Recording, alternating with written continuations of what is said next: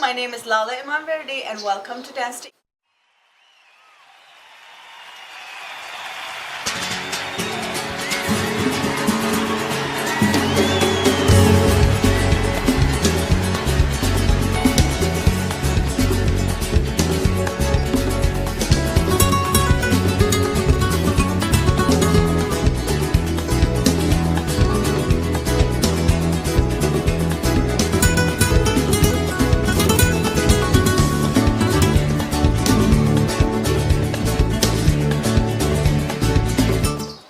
Today I'm going to be showing you how to make the beautiful and tasty, most fantastic shish kebabs. It's summertime and you know what that means? Bring out the grill. But you know what? I'm going to give your barbecuing a whole new meaning. Now, shish kebabs most people are really accustomed to, and it's a really big favorite of whomever I've spoken with, my family, my friends, and so you're gonna learn how to do it. And believe me, you're going to impress the pants out of your friends and your family the next time you have a barbecue. Okay, so here I got all the ingredients. I have about, let's say, 2.5 pounds of meat right here. And here are my spices. Now, when you go to a Persian store or any world market, you may find the packages that says shish kebab on them already. You know what? That's fine. But this is just my recipe. So here I've got about 2 tablespoons and a half. No, erase that. 2 teaspoons and a half of salt. That will be too much salt. And about a teaspoon of garlic powder. I've got about half a teaspoon of a Persian mixed spice. It's called adaviye. I like to add that in there. Now, about a tablespoon of turmeric, or maybe less, but I love turmeric, so I use a lot. And this little beautiful spice here, it's red and rich. It's called sumac. Now, sumac has this lemony flavor, and it adds such a great brightness to kebabs, and I love it. And of course, we got pepper. Now, depending on your preference, I like it a little bit spicy, so it depends on you. Maybe half a teaspoon or 1/4 teaspoon of pepper. Now, all this is going to go in. All right? And there goes our spices. I've already have mixed in my food processor, or you can use a blender if you don't have a food processor, about 2 big whole onions, just like this. Peel them, cut them into pieces, and chop them in there. Now, I'm going to give you a big, huge secret. My tip to having some moist kebabs. Potato.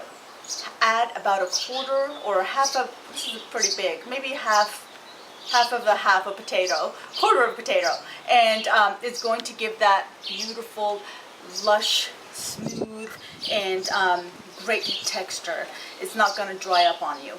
So we're going to add that in. All right. Now at this point, you're going to get messy. This is so much fun. Now get in there with your hands and we're going to mix.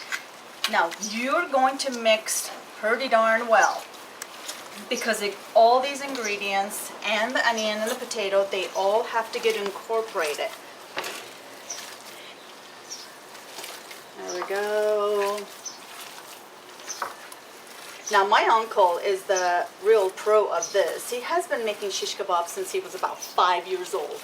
And, you know, no one can come close to what he does. So I took it to myself and I said, okay, I've got to learn how to do this. I just stood there by watching and, you know, my own techniques. I really perfected it and it's fantastic. Now I'm using ground beef, but traditionally, most of the time I use half beef and half ground lamb. Now what the lamb does, again, it makes it really tender. The reason why you need to mix this pretty well is because we don't want it falling off the skewer. Oops. Another tip, guys, when we're trying to put it on the skewer, which I'm going to show you in a minute, if it falls apart, or you can't get it on, the secret is adding about 2 to 3 tablespoons of breadcrumbs. Fresh or already mixed, doesn't matter. I like to use Italian breadcrumbs because it gives that little flavor, extra flavor that we like in there. Okay, so we'll keep on mixing. Now what I like to do, traditionally, you pick up the whole thing and you slam it down and you break the table. No, don't do that. Okay, so you got the idea. Now hand, no worries. I was going to show you another secret, but oh well, paper towel will do. What you do, take a back of a butter knife and scrape off all the excess oil that is in your hands, the grease, and it makes it much easier to clean. But for now, that's okay. So traditionally, or what most people are accustomed to, is skewers. You know, tiny little skewers that we put the kebabs on, shishes on. And you know what? Say hello to my new best friend. Oh yeah, mwah! This is my friend. Now this is the skewer that we use. Where you can get these? You can get them online, or you can get them in a Persian store or World Market. But I think, yeah, they're online, so do that. All right, I'm going to show you how to get the meat onto the skewer. Okay, hands clean. Well, mine is not, but we'll pretend it is. What we're going to do, if you're left-handed, so you're going to hold the skewer on your left hand. If you're right-handed, you're going to hold it on your right hand. So if you're right-handed, we're going to work with our left hand. What I do, pick out about size of a tennis ball, just roll it around, kind of like smooth it around in your hand, just like so, making it into an oval shape. This is what I like to do. And then take your skewer, you're going to press it in the middle, just like so, but don't go all the way in. About 3/4 of an inch in. Then you're going to wrap your fingers around, and with your thumb, with your 4 fingers in the back, with your thumb, pressing it and trying to press it against your fingers and onto the skewer. See how that works? Now what you do, make sure the bottom part is nicely secure. And then you keep on push, pressing it up, up, up to spread it out. Okay? There we go. Now you guys, it takes lots of practice. So no worries if you don't get it first time. Just keep on doing it because this is so much fun to do. Okay, so here we go.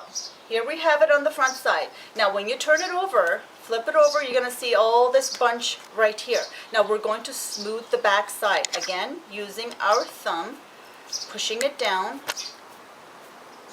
kind of like making it twist kind of turn with your hands and pulling it up. Okay, there we go. Now sometimes, like how my hands are greasy right now, have a little water handy dandy, right by your side. And what you do, just put some water in your hands, and that is going to make it not stick to your hands. And then you can smooth it out even more. So here we go. Just keep on pushing, doing, and turning it, and making it smoother as you go along, pushing it up. You don't want a whole bulk at one side. Okay? I'm gonna do it again. Again, on the back side, when you're trying to smooth the back side, just try it kind of like a twist it of your wrist and with your thumb. Now, traditionally, to give it a little shape, so I take my 2 fingers, just like so. It's like cutting scissors. Cut them, give it a little shape, just like that. There we go. You got your beautiful shish kebab. Now, put that aside. I'm going to do another one just to show you, okay? Take the sikh, what we call it, or shish, or skewer, whatever you want to call it. about a tennis ball, or a little bit bigger, of the filling, the meat. Okay, here we go. So just toss it in your hand just like that, and take the skewer, the sheesh, put it in the center. Again, push with your thumb and push it up and down. Preferably we'd like to push it all the way up so we can get most of it on the upper side instead of the bottom, because we want it to fit the grill. Okay, again, turn it over with your thumb, smoothing it out, pushing it, curving it in. There we go. You know, historians have dated the shish kebabs back to the Turkish, the Ottoman era. In Turkish, shish means, shish kebab actually, shish means anything that is cooked on a skewer. Any meat that is cooked on a skewer. There we go. Now smooth the bottom, make sure you really tighten the bottom and the top, because we don't want it falling out. There we go. Give it a little texture, a little dots cutting like scissors, and there we go. Isn't that beautiful? Perfect. Okay, now I usually pair it with tomatoes. Same thing with the tomatoes. We're going to take the seed and we're going to put it in the tomatoes in the seed, and or any vegetables, you know how to do those. Then we're going to go to the grill and I'm going to show you what they look like. Okay? Let's go. Okay guys, this is a regular barbecue gas grill that we just modified. We disconnected the gas completely, so no gas tank and no propane around. Then we put a stainless steel sheet metal on the bottom so the charcoal can rest on top without falling, falling through. And then we added the fan for the flow of air and the smoke, so it gives it a great, beautiful flavor for the kebabs. Now you can use regular gas or propane barbecue. That's totally fine. You know, when I'm lazy, I use that. But this just gives it a different smoky flavor to it. So it's up to you, whatever you like to use. And yeah, you can tell it's a barbecue day because all the kids are running around and playing, and there's sound. Sorry about that. Okay, so I'm going to show you what they look like. Now you see the grill is ready for us to put the kebabs on. So what we do, just put them on just like that, side by side. And it takes about 5 minutes on each side, or less. So the key here is to turning it over constantly so they don't burn. Although I like anything smoked or have that little char on them. Okay, so we got them all on here. We just have to wait. I'm just flipping them over right now. See how lovely they're looking? And you want to do this quickly as possible so they don't fall and also don't burn. Excellent. Ooh, looking great. And it smells fantastic. The kids are all here, everybody's ready. And it's such a great thing for kids because you can't go wrong. They just love kebabs. At least they eat something, right? Alright, we just have to wait for a little bit, and then we're going to flip them again. I'm making a little room for my tomatoes. Okay, there we go. Put this on here. Scooch them over.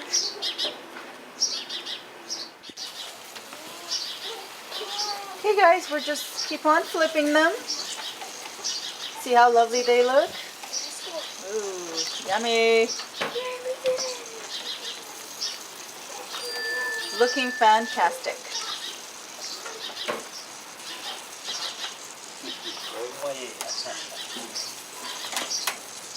The kids are all around waiting to eat.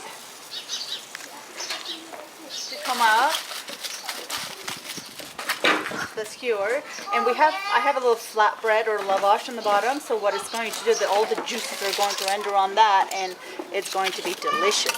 So what you do, I just take a little foil and then just pull it off, just like that, and place it on there. There you go. I'm gonna get some more. Aren't these looking great? Go. Hello guys. Okay, this is our final presentation. Our kebabs are ready, our tomatoes are ready, and I've paired it with some saffron basmati rice, which is a traditional pairing for this. And you can refer to my episode 3 on how to make the rice. And you could either enjoy it now and then go dance, or go dance and come back and enjoy this healthy and beautiful meal. I'll see you next time. Thank you for watching.